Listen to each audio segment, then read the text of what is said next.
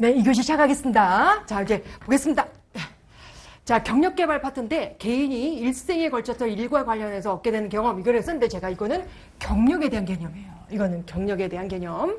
이 경력정체가 아직 미기출이죠. 경력정체. 정말 이제 경력정체는 꼭 외우시고 시험장에 들어가셔야 되겠습니다. 경력정체란 생애 경력 단계에서 어느 정도 안정된 위치를 획득한 개인이 조직 생활에 대한 불만족, 성장욕구 좌절, 주관적인 경력정체죠. 등을 경험한 함으로써 높은 직위로의 승진에 대한 의욕을 상실했다. 객관적인 경력정체를 말하는 것이죠. 네. 자, 이렇게 이제 개념 정의를 할 수가 있고, 자, 개념할 수가 있고, 각 네 가지 유형을 또 설명해 주셔야 됩니다. 가로축은 행동 유형, 세로축은 현실 인식 수준, 이렇게 설명을 했을 때 두 문자만 따서 이성방절, 이렇게 외워주셔야 되겠습니다. 자, 이상형, 성과 미달형, 방어형, 절망형 이렇게 있고요. 각각의 개념, 경력정체에 대한 구체적 유형에 대한 개념 설명만 딱 해주시면 되는데 여기서 제일 중요한 건 바로 이거예요. 요거 주관적인 경력정체란 무엇이냐, 객관적인 경력정체란 무엇이냐라는 거죠. 객관적인 경력정체는 올라갈 직위가 더 이상 없는 경우예요. 주관적인 경력정체는 뭐하러 올라가느냐예요. 의미가 없어요. 올라가봤자 뭐해. 내가 일만 더 하는데, 책임감만 더 많이 돼, 스트레스만 더 많이 받는데, 이렇게 생각을 하는 것이 주관적인 경력정체인데 여기서 끝나셔는 안 되고 주관적인 경력정체에 대한 극복 방안이 더 중요하다는 거예요. 자, 이랬을 때 먼저 뭘 떠오르셔야 되면 주관적인 경력정체, 동기부여의 상실, 성장욕구의 좌절, 자, 동기부여 차원의 직무설계. 우리가 생각해 볼 수가 있습니다. 자, 직무 충실화, 직무 확대화, 직무 교차, 직무 순환, 준자율적 작업 집단. 자, 이런 걸 해서 자긍심, 재량권, 의사결정권, 이런 걸 이제 제공해서 동기부여를 시키고자 하는 거죠. 그 다음에 경력관리 상담을 해줍니다. 경력관리 상담, 경력관리 프로그램 좋습니다. 그 다음에 객관적인 경력정체에 대한 대응 방안에는 뭐가 있냐면 더 이상 올라갈 데가 없다. 뭐 이렇게 이제 제도적인 부분에 대한 결함에서 이제 나온 것이죠. 그랬을 때 기업 차원에서 새로운 성장 전략을 구상한다. 성장 전략을 개선한다. 라는 부분이 라는 이제 극복 방안이 있고, 두 번째 이제 여러분들이 잘 아시는 이중 경력 제도, 또 뭐 다중 경력 제도 좋습니다. 그 다음에 이제 마지막으로 이제 직능 자격 제도, 직급의 상승과 자격의 상승을 직급의 상승과 자격의 상승을 분리해서 운영하는 제도다. 이렇게 이제 우리가 설명할 수가 있죠. 자, 이렇게 이제 극복 방안은 우리가 설명할 수가 있다. 관리 방안. 자, 그 다음에 이제 제가 연습을 많이 시켰던 전통적인 경력 경로, 이중 경력 제도, 네트워크 경력 경로라고 해서 세 가지에 대한 개념, 장점 두 가지, 단점 두 가지 제가 이제 연습을 시켰던 적이 있었어요. 아주 중요합니다. 그 중에 이제 이중 경력 제도라고 하는 거는 관리직과 관리직과 기술직, 그렇죠. 관리직과 기술직을 양분화해서 운영하는 제도를 말하는 것이에요. 종업원에게 선택권을 줬다. 좋습니다. 자, 그런 문구 하나 끼워주면 아주 좋죠. 네트워크 경력 경로는 관리직, 기술직뿐만 아니라 다양한 직군을 대상으로,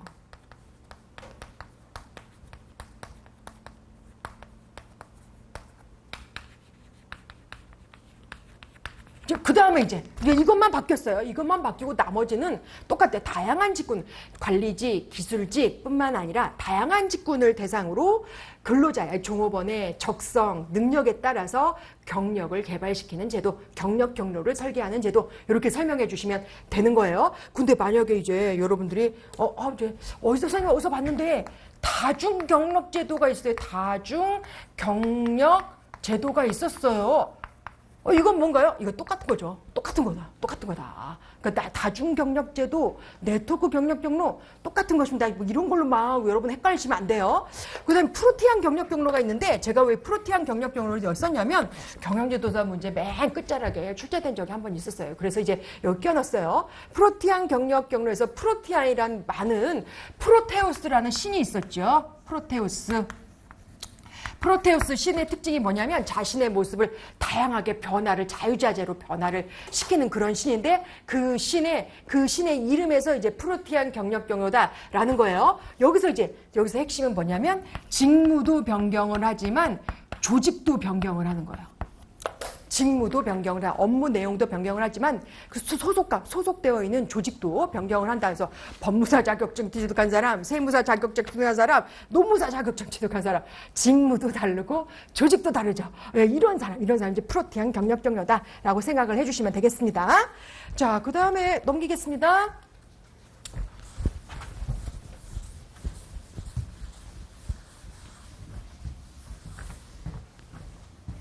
자, 에드거 샤인의 경력다치인데, 이게 비교적 최근에 경영지도사 문제에 출제가 돼가지고요. 이거는 제가 저도 중요하다고 모의고사도 연습을 시켰지만, 신림동 학원과에서도 중요하다라고 얘기하고 있는 파트 중에 하나예요.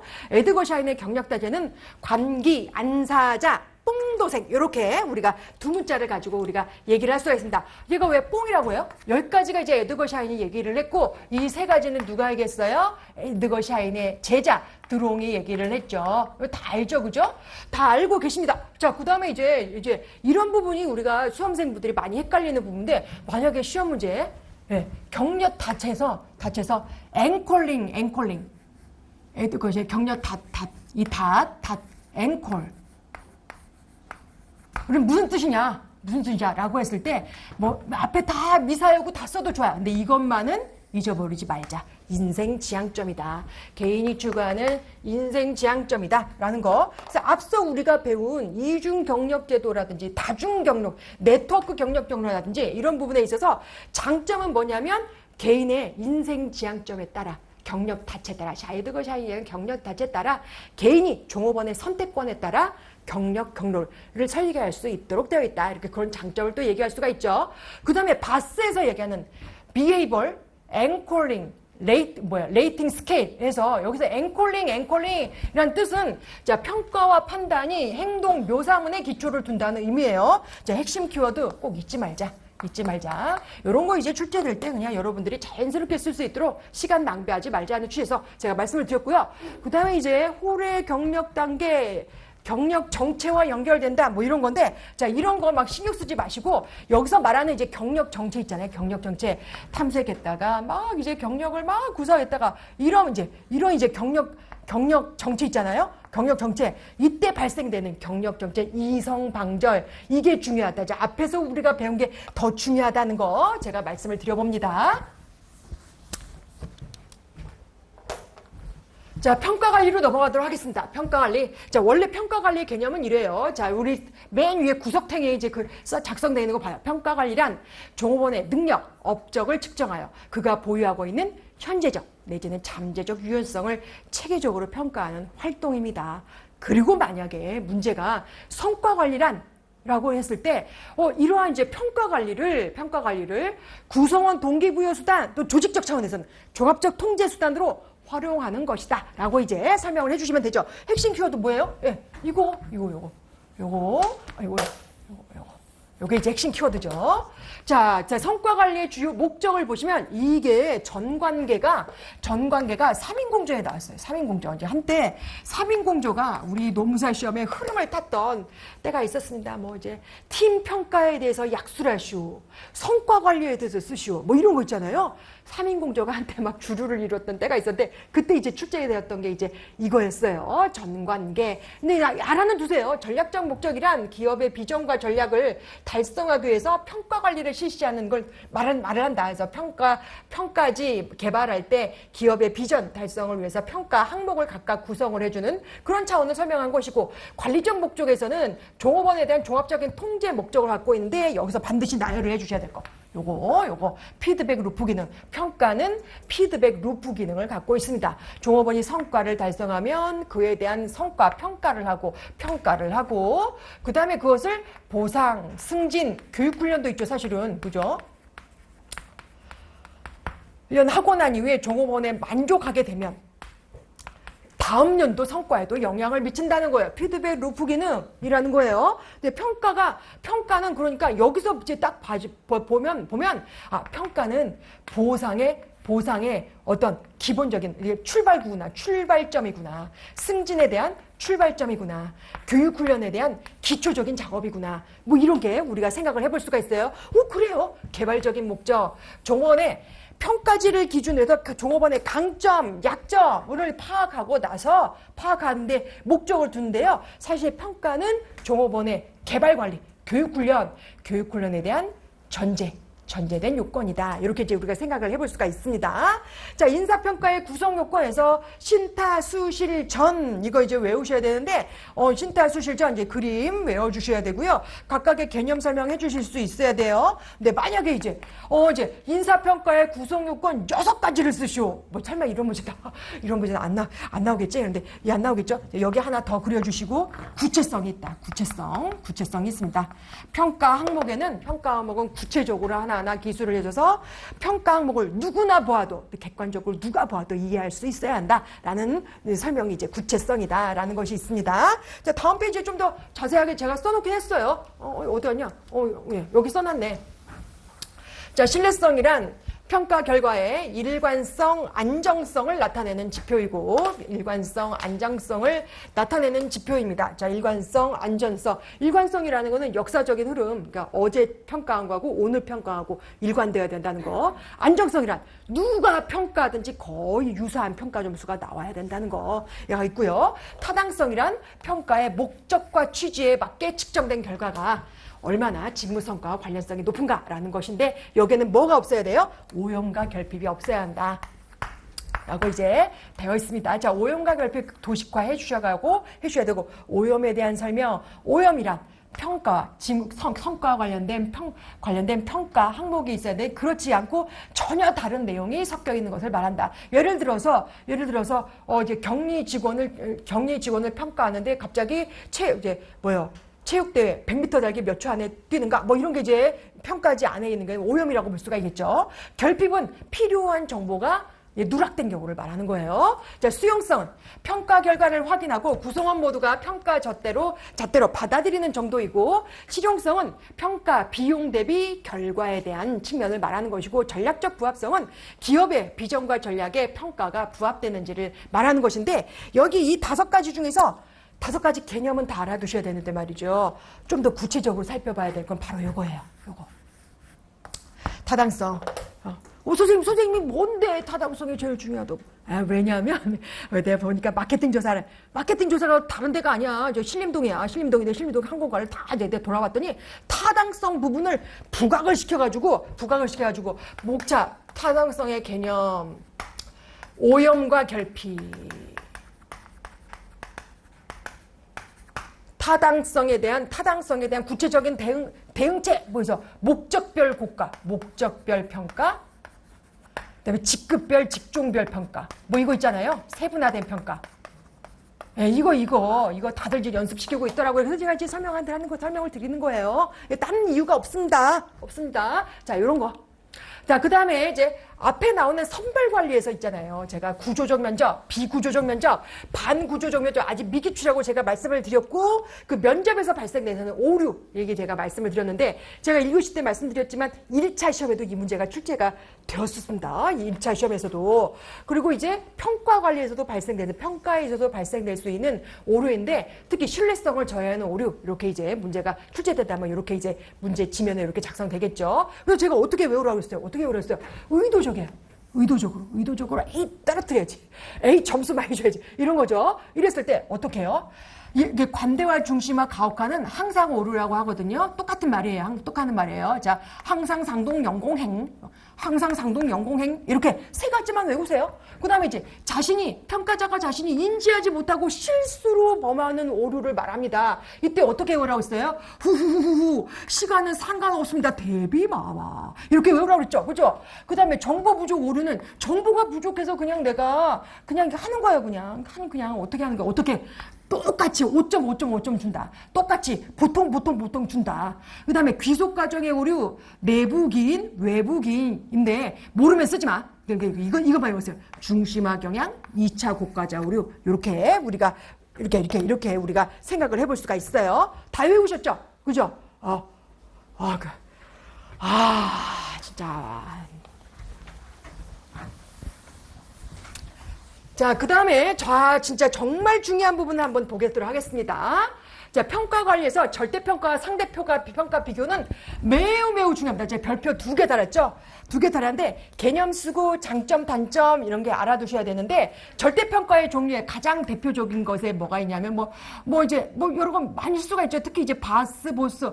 그러니까 특성 지향평가, 행위 지향평가, 결과 지향평가, 바스, 보스 뭐 이런 것도 우리가 생각해 볼 수가 있고 상대평가의 대표적인 방법이 뭐가 있어요? 강제할당법. 이렇게 있죠. 그러니까 대표적인 기법도 이렇게 써주시면 좋아요. 플러스 가산점도 있고 좋습니다. 근데 우리가 절대평가, 상대평가의 비교 아니에요. 비교. 그럼 마지막에 이제 비교로 들어가 줘야 되겠죠. 비교. 네. 비교를 보시면 자 절대평가, 상대평가에 있어서 비교를 보시면 일단 첫 번째 평가 기준이 명확한가? 평가 기준이 명확한가라는 것인데 절대평가의 경우는 각각의 평가에 대한 평가 항목이 구체적으로 나열되어 있습니다. 그러나 상대평가는 어때요? 그냥 감으로 그냥 순위만 서열만 매긴 거예요. 자 그러면서 차이가 있고 두 번째 우리가 가장 통법으로 뭘 생각할 수가 있어요? 정규분포가 있느냐 없느냐 강제할당법 상대평가에 있지만 절대평가는 정규분포가 없죠. 그 다음에 팀웍에 대한 영향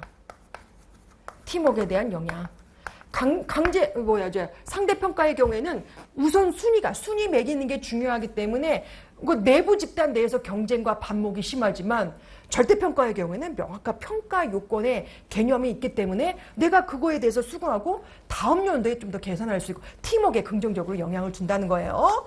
네 번째, 평가 목적. 상대평가의 경우에는 선별을 목적으로 해요. 구조조정을 누구를 할 것이냐 또는 이제 승진을 누구를 시킬 것이냐라고 생각을 하게 되지만 절대평가의 경우에는 그렇지가 않습니다. 오로지 개발 목적 내지는 다음 연도 행동 개선 목적 또는 이제 정말 연봉에도 영향을 주긴 하겠지만 주 목적은 개발 관리 목적이 절대평가다. 근데 다섯 번째 이제 수용성.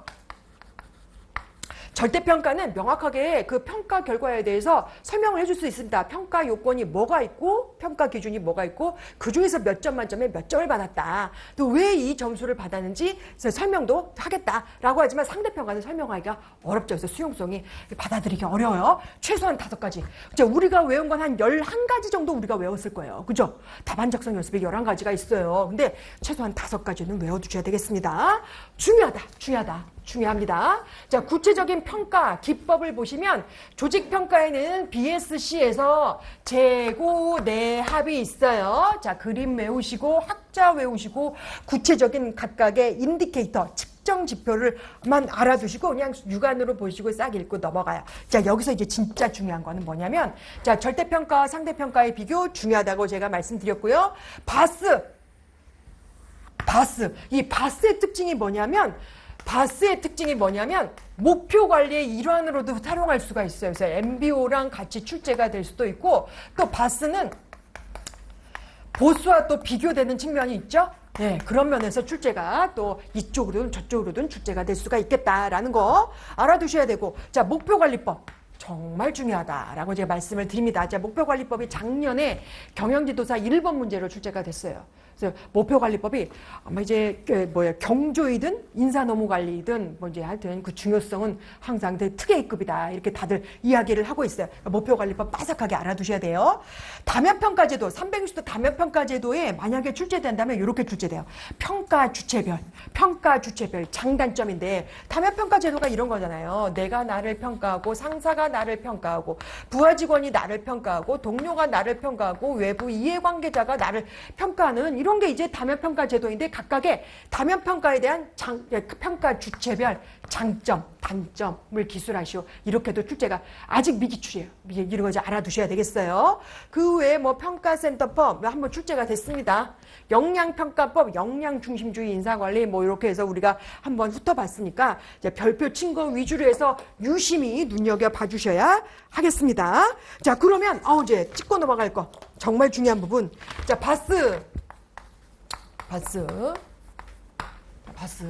바스의 이제 그 과정 있죠. 과정. 자, 참여제도의 일환인데 이게 평가제도에 녹아 들어갔어요. 자, 첫 번째 뭐예요? 자, 각각의 대표 직원을 골고루 대표 직원을 선발한다. 개발위원회를 구성한다.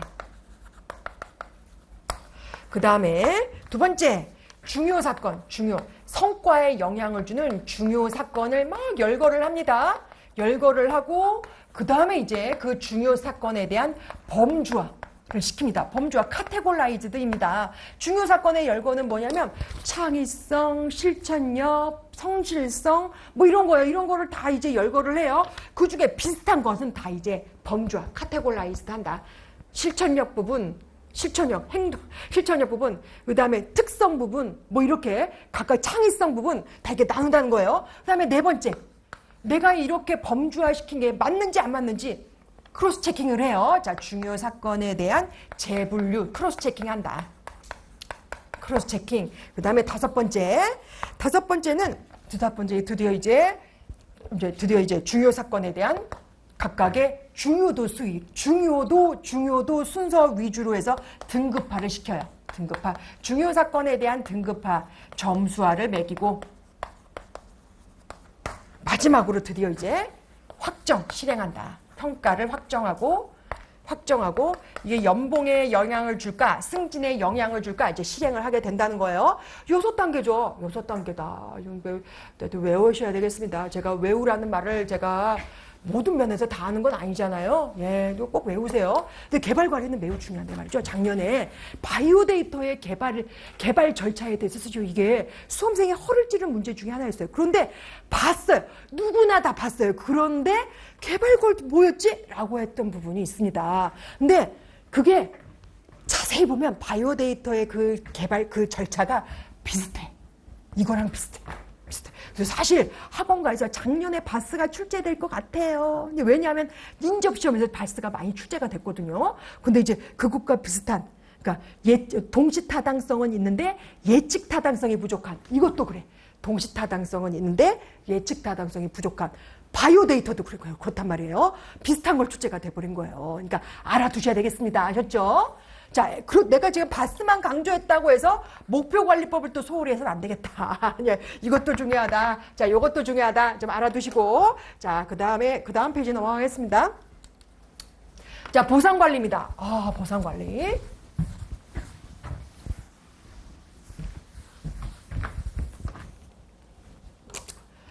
자, 임금은 종업원이 조직에 제공한 노동에 대한 금전적인 대가 또는 이제 직접적인 보상이다라고 이제 개념 설명해 주시면 되고요. 임금 관리에서 공정성의 의미란, 공정성이란 노동의 투입에 대한 반대 급부로서, 자, 일단 임금 설명해 주고, 급부로서 종업원과 사용자 모두가 동의할 수 있는 정도의 임금을 제공하는 것을 말한다니 외우세요. 외우셔야 되겠습니다.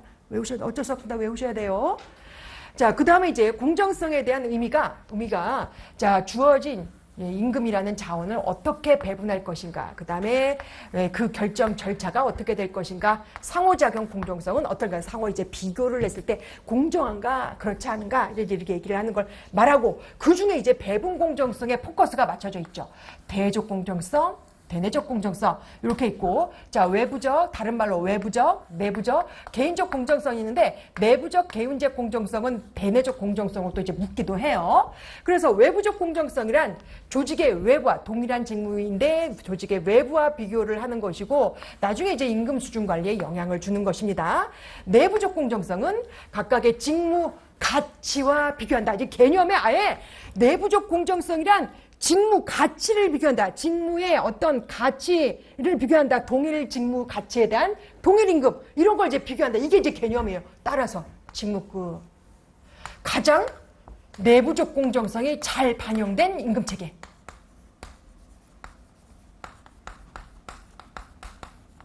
근데 이게 중요한데, 왜냐하면 이제 행정고시 5급 시험 있잖아요. 5급 시험에 이게 출제가 됐어요.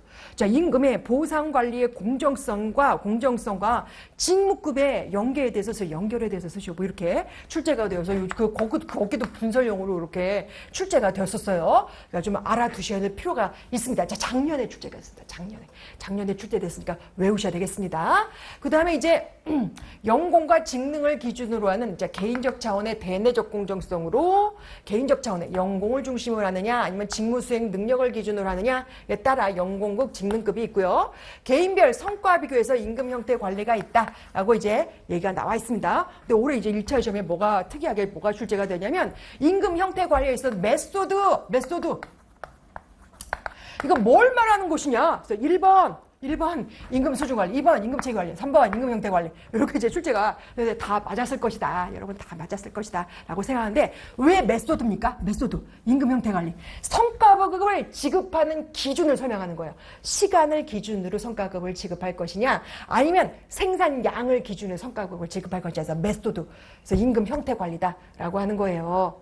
선생님 메소드하고 형태하고 잘 매칭이 안 돼요. 그런데 저도 이게 학자들이 이렇게 번역을 한 걸 제가 어떻게 하겠습니까? 이제 임금 형태 관리 메소드인 것을요. 자, 이렇게 생각을 해두시면 되겠습니다. 자, 절차적 공정성, 레벤탈, 정수대도 정보의 정확성, 수정 가능성, 대표성, 도덕성이 있어요. 자, 넘어가겠습니다.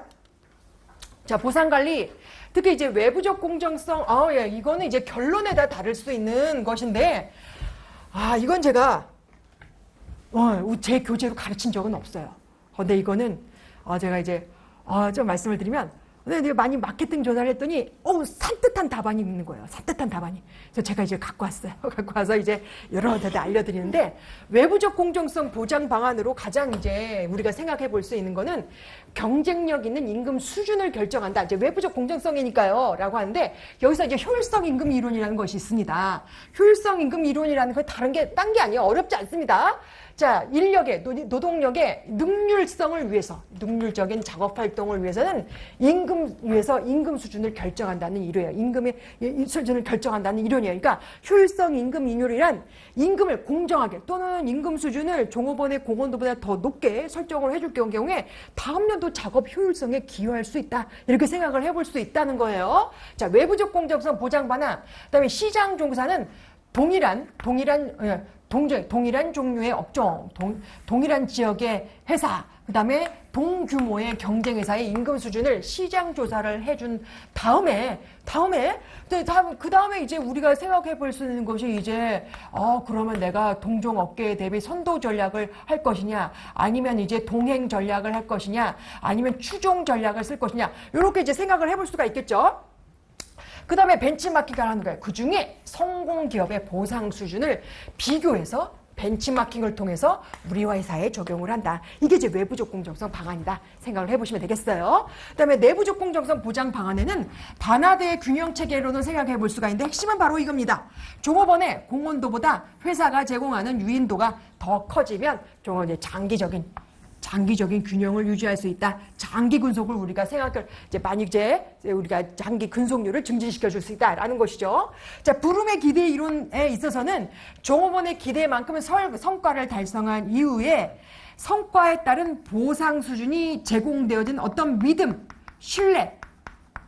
여기 있네. 믿음, 신뢰가 형성된다면 동기부여가 내부적 공정성, 동기부여가 된다는 이론. 그 다음에 이제 내부적 공정성의 대표적인 임금 체계가 뭐예요? 직무급이잖아요. 그러니까 이제 직무급과 비슷한 직무분석, 직무평가 또는 이제 직무급 쓰셔도 되겠죠. 예, 동일 가치 노동에 대한 동일 임금의 지급 이렇게 생각을 해볼 수가 있고 명확한 성과평가 보상 정책, 객관적이고 공정한 평가 보상 정책이 있다면 유리하다 이렇게 생각을 해볼 수가 있습니다.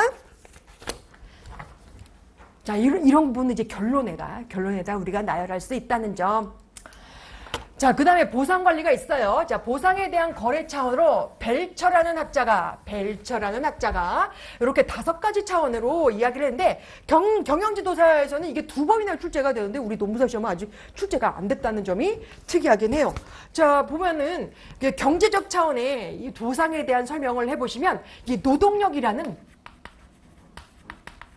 그것을 생산 요소로 본 거예요. 생산 요소로 바르고 이에 대해서 가격을 책정하는 거예요. 그래서 이제 경제적 거래 차원. 그 다음에 심리적인 거래 차원은 종업원의 다양한 욕구 충족을 위해서 다양한 욕구 충족의 수단이다. 라는 거. 사회적 거래 차원은 보상 수준은 사회적 지위를 결정한다는 거예요. 사회적 지위를 결정한다는 거예요. 제가 그래서 이거 말씀드릴 때 사회적 거래 차원 말씀드릴 때 요즘에는 왜 사회적 거래 차원에서 이제 사회적 지위를 나타내는 것의 대표적인 직업이 뭐예요? 유튜버. 인기 있는 유튜버의 경우에는 사람들이 막 이제 보상이 이제 연봉이 굉장히 높으니까 대단하다 이렇게 생각을 한다는 거예요. 그래서 심지어는 요즘에 초등학교 장래 희망 1위가 유튜버라는 거예요. 유튜버 내지는 아이돌, 그다음 뭐 이런 거라는 거예요.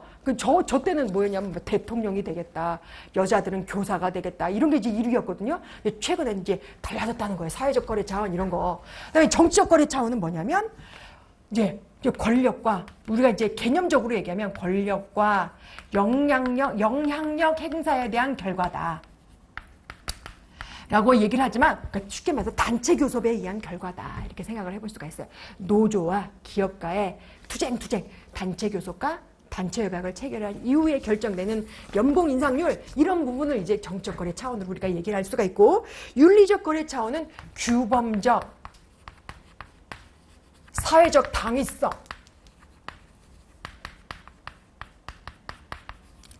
당위성, 차원에서 공정하게 결정되어야 한다. 임금 수준은 공정하게 결정되어야 된다라는 걸 얘기하고 있습니다.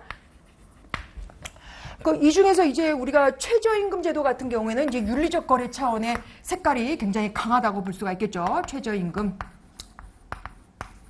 이렇게 볼 수가 있어요. 자, 그 다음에 이제 넘어가도록 하겠습니다.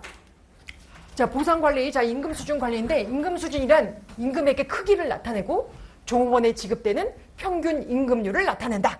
자, 개념 산뜻하게 암기를 해주셔야 되고, 임금 수준의 결정 요인이 있습니다. 이제 이 그림을 외워주셔야 되는데, 과거에 우리 노무사 시험은 임금 수준의 결정에 대해서 약수를 하시오, 임금 수준의 결정 요인에 대한 구체적인 밀코비치에 의한 전략, 선도 전략, 추종 전략, 동행 전략을 쓰죠. 이렇게 출제가 되었지만 올해 1번 문제, 경영지도사 문제가 뭐가 출제되냐면 임금 수준 결정에 있어서 민시적인 영향 요인, 거시적인 영향 요인, 이게 출제가 됐어요. 아주 특이하죠. 그에 게다가 이제 우리 노무사 시험에 이런 게 아직 미기출이에요. 생계비란 무엇이냐? 생계비에는 실태 생계비와 이론 생계비가 있다. 뭐 이런 거 있잖아요. 우리가 다 배웠던 거. 특히 이제 이론 생계비에는 전물량 방식, 반물량 방식인데, 반물량 방식은 엔겔 지수의 역수를 식료품비로 또 곱한 거 아니에요? 자, 이런 게 아직 미기출입니다. 그래서 이런 걸로 아마 또 이제 우리가 생각을 해볼 수가 있어요. 그러니까 잘 이제 꼼꼼히 좀 암기를 해 주셔야 되고, 자, 거시적 차원에서는 여러 가지가 있죠. 뭐 이제 물가라든지 지배임금률이라든지, 지배임금률. 이런 지배임금을 요즘 교수님들이 엄청 좋아함. 지배임금률은 이제 프로젝트에 참여하는 교수님들의 경우에는 지배임금률, 시장조사, 지배임금률 이런 말 좋아하니까 꼭 좀 문자로 구성을 해주시고, 시장임금 수준, 노사 교섭력은 얼마나 되는지 이런 게 이제 거시적 차원이다. 우리가 생각을 해볼 수가 있습니다. 자, 여기서 보시면 이제 미시적 차원에서 생산성 기준, 생산성 기준에는 물부, 물적 생산성, 부가가치 생산성이고, 개념 설명 제가 옆에다 끼워놨죠. 그죠? 그 다음에 이제 최저임금 제도가 있는데요. 최저임금 제도는 중요하다고 볼 수가 있습니다. 왜? 내년에 최저임금 시간금 만원 시대가 드디어 이제 만원 시대가 드디어 왔습니다. 네. 교수님들 생각할 때 어때요? 나 최저임금위원회에 들어간 사람이야. 내가 이렇게 만들었어. 이거 출제해야지. 이렇게 생각할 수가 있죠. 그럼 여러분은 어떻게 서론에다 뭐부터 시작해? 보상의 윤리적 거래 차원부터 쭉 쓰는 거예요. 그 다음에 이제 최저임금제도 개념 쓰고, 여기 어디 썼어? 개념 쓰고 그래프 그리고 그 다음에 장점 단점 써주셔야 되는데, 최저임금제도는 일단 소득 격차를 해소한다는 차원의 장점이 일단 있습니다. 소득 격차를 해소하고 빈곤을 퇴치하고. 근데 여기 빈곤 퇴치가 빈곤 퇴치가, 예, 원래 이제 최저임금 제도의 목적이라는 것이 있어요. 목적. 예. 우리가 두 가지 정도가 여기 이제 장점으로 이제 빈곤 퇴치가 이제 들어가 있는데, 저임금 근로자부. 두 번째 목적이 이런 거는 꼭 써야 돼요. 국민 경제의 건전한 발전. 이런 건 좀 꼭 써줘야 되겠어요. 자, 이거 두 개, 목적. 이런 거 좀 네, 거기 옆에다가 좀 써주십시오. 그 다음에 단점 중에 하나가 이제 실업 유발인데 여기 그 그래프 그려주셔야 되겠죠? 그래프 뭐 가로축은 노동 수량이고 세로축은 임금 수준인데 자 균형 임금이 여기서 자 균형 수량 결정되고 균형 임금 여기서 이제 결정이 되는데 자 최저임금 수준은 그보다 높은 수준에서 임금 수준으로 이제 최저임금 수준이 결정이 된다. 이때 최저임금 수준이 자 노동의 공급 가용량은 이만큼인데 기업의 노동 수요 필요량은 이만큼입니다. 그러니까 이만큼이 필요가 없어. 인력이 필요가 없어요. 그래서 어떻게 해요? 구조조정, 비자발적 실업이 발생이 되어서 어때요? 실업급여 타고 다 이제 나가게 한다는 거예요. 자, 이런 그림 이해하고 그려주시고 실업 유발한다 써주셔야 되겠죠. 이제 그 외에도 인적 자본의 비효율적인 배분이다라고 하는 거예요. 비효율적인 배분. 해서 기업의 노동의 인건비 수준이 향상됨에 따라서 정규직의 임금 수준은 계속 올라가고 비정규직 인력은 그냥 최저임금 수준에 머무르는 거예요. 그렇게 할 수밖에 없어요. 기업의 차원에서. 근데 능력 있는 비정규직도 있잖아요. 그래서 비효율적인 인적 자원의 배분, 비효율적인 배분이 있다. 그다음에 가격의 상승분은 소비자에게 전가되고요. 결국에는 기업 경영 상태가 악화된다. 그다음에 인건비 상승 부담을 줄이기 위해서 복리후생 정책을 하락시켜 줄 수가 있다. 이런 거. 자, 세 가지 외워주셔야 되겠습니다. 자, 그 다음에 보상관리에서 임금 수준 결정의 전략적 대안 이렇게 있고요. 임금 체계 관리에 있어서 연공급, 직무급, 직능급 이렇게 있는데 우리 이제 노무사 시험에는 뭐가 출제가 되었냐면 과거에 직무급과 직능급을 비교 설명하시오. 이런 거 이제 출제가 되었습니다. 이미 출제가 되었어요. 출제가 되었고 근데 직능급에 대해서만 쓰시오. 이거 많이 나왔어요. 직무급에 대해서만 쓰시오. 나왔는데 아직 미기출이 연공급이 아직 미기출입니다. 그런데 연공급만 딱 출제하기는 좀 뭐해. 왜냐하면 연공급이 어떻게 보면 과거의 전통적인 연공서열식에서 기반한 임금체계잖아요. 그러니까 비교용으로 아마 출제가 된다면 연공급과 직무급을 또 비교해서 우리가 생각을 해볼 수가 있다라는 거예요. 자, 그러면 연공급은 제가 그래서 모의고사 때도 많이 이제 연습을 시켰던 바가 있긴 한데 우리가 이제 한번 기본적인 개념만 우리가 한번 짚고 넘어갈 거예요. 잠깐 이제 머리가 좀 이렇게. 그래서 자, 보겠습니다. 자, 연공급의 개념은 다 쓸 수 있어. 개념은 여기 있죠. 연공급은 개인의 학력, 역량 등을 고려한 근속연수. 학력, 연공을 고려한 근속연수. 그다음에 직무급은 직무의 중요도, 난이도, 책임감, 작업 조건, 직무의 상대적 가치. 핵심 키워드. 직능급은 직무 수행 능력인데 여기서 직무 수행 능력이란 현재 능력과 잠재적 능력을 말한다. 개념 설명은 다 여기 이제 PPT로 딱 끝이 났고 자, 전제 조건이 있어요. 차이점을 보면 연공급의 경우에는 연공급의 전제 조건은 첫 번째 숙련 상승 가설. 직무에 대한 숙련도는 근속연수에 비례한다라는 가설이죠. 그다음에 생계비 보장설. 종업원의 생애 주기에 따라 원하는 생활비에 충당되는 임금 수준이 다른데 이에 따른 생계비를 보장할 정도는 되어야 한다라는 것이고 세 번째가 이제 국내 평가 시스템이 미약하다.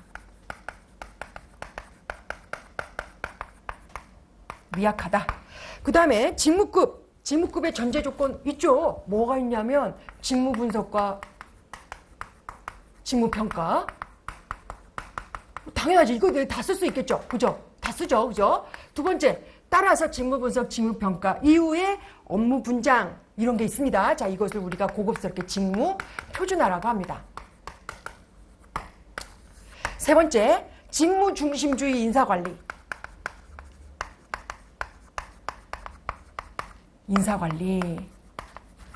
풍토 조성. 네 번째, 직무 중심주의 인사관리. 또 여기 이제 합리적인 인사관리 이렇게도 이야기를 해요. 여기서 이제 합리적이란 말은 동일 가치 노동에 대한 동일 임금 지급인데 자, 이런 말도 써요. 그 다음에 이제 네 번째, 횡단적 노동시장의 형성. 형성을 전제 조건으로 해야 된다는 거예요. 자, 우리 회사에, 저 A 회사에 관리직이 있다면 B 회사에도 관리직이 있어야 된다는 거예요. C 회사에도 관리직이 있어야 된다는 거예요. 그래야만 직무 중심주의 어떤 인사 풍토가 조성돼 유리하다는 거죠. 또 다섯 번째가 이런 이제 직무중심주의 인사관리가 이제 노사 문화로 형성이 되어야 한다라고 하는 건데, 이제 여기까지만 쓰셔도 이제 충분히 선빵한다. 제가 이제 말씀을 드리고요. 여기서 횡단적 노동시장은 정말 빼놓지 말아요. 정말. 이거 정말, 이거 빼먹는 사람 진짜, 내가 정말 미워할 거야. 미워합니다. 자, 네, 직능급 보도록 하겠습니다. 직능급의 전제 조건에는 직능자격제도, 예, 직급의 상승과 자격 등급의 상승을 분리해서 운영하는 제도를 말하는 것이다. 그래서 그림 그리고 설명해 주시면 되죠. 자, 두 번째, 종업원의 능력 측정. 그리고 직능 등급, 합리적인 직능 등급의 설정. 직능 등급의 설정.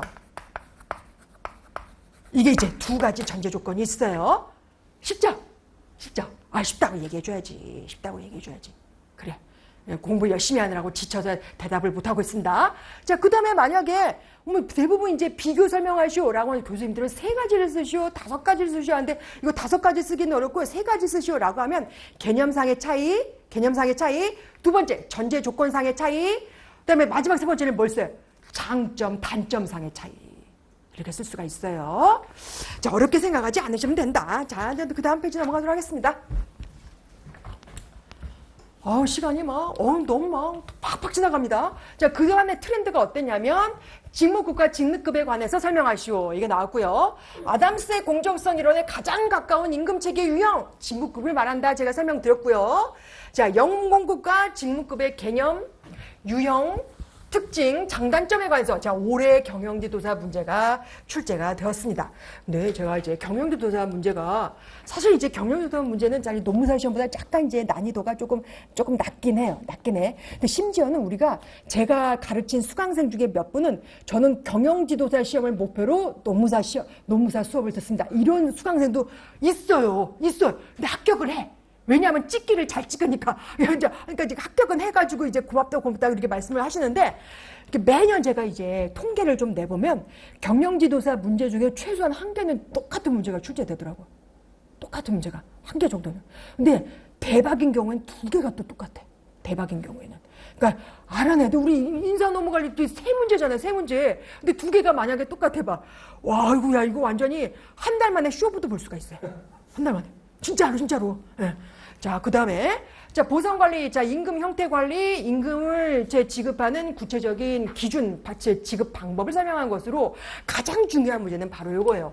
성과급 제도의 본질, 이게 중요한데, 개인 인센티브와 집단 인센티브를 비교 설명하시오. 개인 성과급과 집단 성과급을 비교 설명하시오. 똑같은 문제거든요? 똑같은 문제입니다. 자, 그랬을 때, 자, 개인 인센티브 내지는 개인 성과급의 장점은 생산성을 향상시킨다. 아주 기본이죠. 기본으로 나와줘야 되겠죠. 두 번째, 직무의욕, 동기부여가 된다.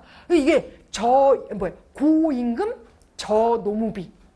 과거에 테일러가 주장했던 거, 테일러, 포드, 이런 사람이죠. 고임금, 저노무비. 이런 거를 우리가 기대할 수가 있고, 그 다음에 무임승차 해결을 위한 감독 비용을 감소시켜 줄 수가 있어요. 그 다음에 단점의 경우에는 너무 생산량에만 집중하다면 품질 문제가 가려질 수가 있다. 품질 문제가. 그 다음에 만약에 이제 신기술, 새로운 컨베이어 벨트 라인을 도입하겠다라고 하면 저항을 합니다. 기존에 있던 컨베이어 벨트 기술에 내가 드디어 이제 적응을 했는데 왜 또 내가 또 공부를 해야 되느냐? 이런 이제 저항이 있다는 거죠. 그 다음에 기업 내부에 같은 팀이라도 과도한 과도한 경쟁심이 발생될 수가 있고, 집단 인센티브는 팀 협력부터 나와줘야 되겠죠. 집단 인센티브는 팀 협력부터 나와줘야 돼. 반드시 팀 협력부터. 그 다음에 협동적인 노사 풍토 비슷한 얘기긴 한데 하나는 팀의 포커스가 맞춰져 있고, 두 번째는 문화의 포커스가 맞춰져 있어요. 그 다음에 성과 측정의 집단 인센티브 객관성을 우리가 이제 유추해서 생각을 해볼 수가 있다. 단점에는 무임승차 행위, 그 다음에 3C.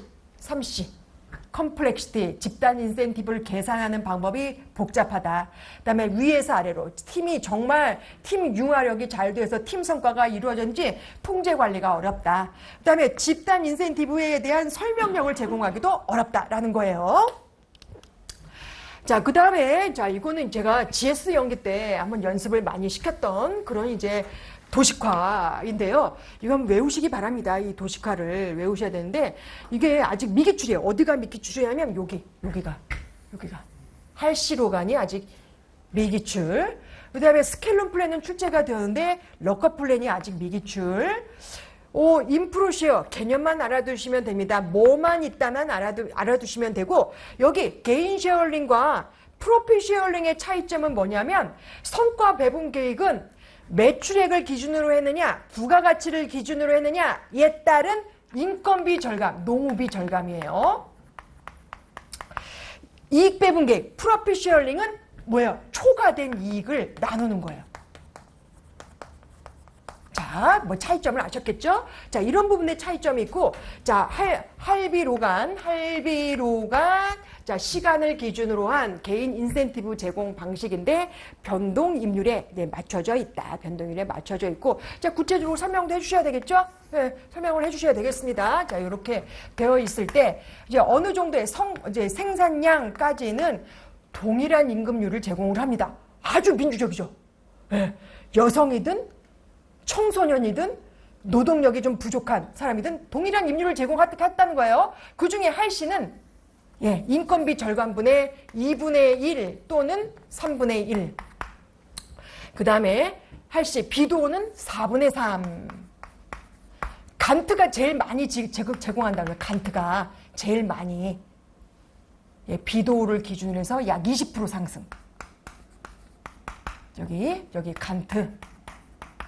그 다음에 로한 방식 있죠? 로한 방식은 약간 품질 문제 때문에 이런 식으로 가는 게 이제 로한 방식이다 라고 이제 말씀을 드릴 수가 있습니다. 자, 로한 방식은 자, 옆에다 써요. 실제 작업 시간의 전략분, 실제 작업 시간의 전략분 곱하기 작업 능률의 역수.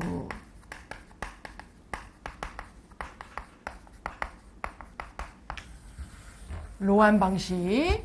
자, 이렇게 있다라는 것입니다.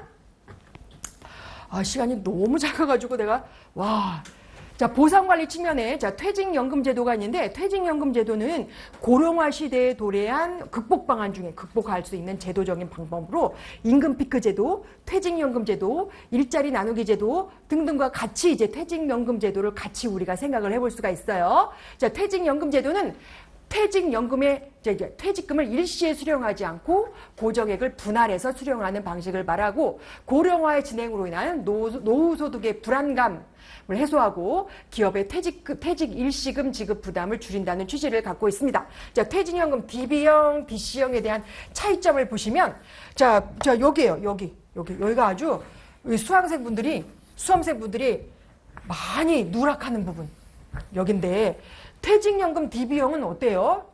기존의 법정퇴직금 산정 방식하고 거의 똑같아요. 이랬을 때, 자, 이때는 이제 어느 정도 고정된 어떤 지급 수준을 갖고 있어요. 그러니까 장기 근속자, 대기업 종사자, 모험 선호 성향이 낮은 경우, 또 임금 인상률이 투자 수익률보다, 경기보다 더 상회하는 경우, 이제 DB형이 유리하고, DC형은 이직이 잦은 단기 근속자, 단기 전문직, 또 중소기업 종사자, 연봉제 적용자, 젊은층, 그 다음에 투자 수익률이 임금 인상률을 상회하는 경우, 이런 경우에, 이런 상황에서 이제 DC형이 더 적합하다. 이거 대부분 이제 수험생분들이 많이 누락하니까 좀 잘 살펴봐 주시고, 장점, 단점 한 가지씩 알아두세요. 퇴직연금 DB형은 사전에 퇴직연금 액수가 정해져 있어서 안정성을 갖고 있습니다. 그러나 기업이 도산한 경우에는 적립된 부분에 한해서만 보호를 받고, DC형의 경우에는 자금 운용 수익성이라는 것이 있죠. 그러나 단점은 그 수익성에 따라 최종적인 연금 수령액이 달라질 수가 있어요. 자, 승진 관리해 보도록 하겠습니다. 승진 관리는 별표인데 왜냐하면 미기출이에요. 지금까지 한 번도 출제된 적이 없어요. 승진 관리 별표 2개 이렇게 쓰겠습니다. 종업원이 상위 직무로 수직 이동하는 것인데 이와 함께 모두 수반되냐면 권한의 상승, 보상 수준의 상승, 책임감의 상승이 함께 수반된다는 특징을 갖고 있어요. 승진의 기본 원칙에는 적공합이 있습니다. 적공합이에요. 자, 이것을 그림으로 그려보면 있죠. 자, 적정성이 가운데부터 시작한다는 거. 개인이 공헌도가 있을 때 그 공헌도에 따라 승진의 기회를 제공받느냐, 제공받지 못하느냐, 이게 이제 적정성이고, 승진의 기회, 승진 후보자로 결정되고 난 이후에 정당한 평가 결과에 따라 승진이 결정되냐, 승진이라는 파일을 올바른 사람에게 배분을 했느냐와 관련된 개념이 공정성이에요. 그 다음에 합리성. 그 다음에 합리성인데 많은 공헌 내용, 공헌도, 기여도, 실적, 업적, 성실성 여러 가지 공헌 내용인데 그 중에 어떤 것을 공헌도, 기여도로 인정을 할 것이냐, 무엇을 공헌도 내지는 능력으로 인정할 것이냐라는 개념을 여러분들이 기술을 해주셔야 되는데 뭐 그림 그려주시고 딱 이제 개념 설명해 주시고 그러시면 아주 좋죠. 자, 그 다음에 승진의 유형에는 직위승진, 자격승진 할 때는 직능자격제도 꼭 써주셔야 되고요. 대용승진, 형식상 승진, 직책승진은 권한과 책임, 그러니까 직급승진이 아니야. 직책승진은 그러니까 책임감, 권한과 책임이 따르는 승진을 말하는 것이고, 어거니제이션 체인지 승진, OC 승진이 있고요. 하나 더. 발탁승진이 있습니다. 발탁승진제도 이런 것이 있다. 이제 승진관리는 이게 짧아. 이게 우리 인사노무관리 지면을 차지하는 부분이 짧아서 누구나 다 외웁니다. 빠삭하게 외워요. 다 씁니다. 어디까지? 여기까지 다 쓴다. 근데 발탁승진제도 하나 더 끼워서 써봐요. 자, 연공서열주의에 입각한 기존의 제도에 구애받지 않고 능력이나 업적이 탁월한 인재를 조기에 승진시켜서 모티베이션, 구성원 능력을 발휘하도록 하는 제도이다. 이거 하나 딱 써주면 이놈 봐라.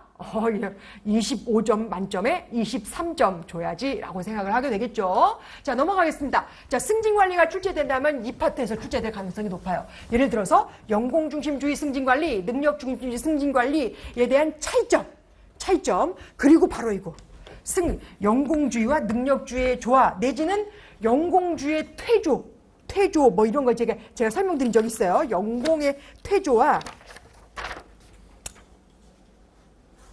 연공급의 연공주의의 태조와 능력주의 모색해서 박경규 교수님이 쓴 거 아니에요? 자, 여기 쓰겠습니다. 연공주의의 태조와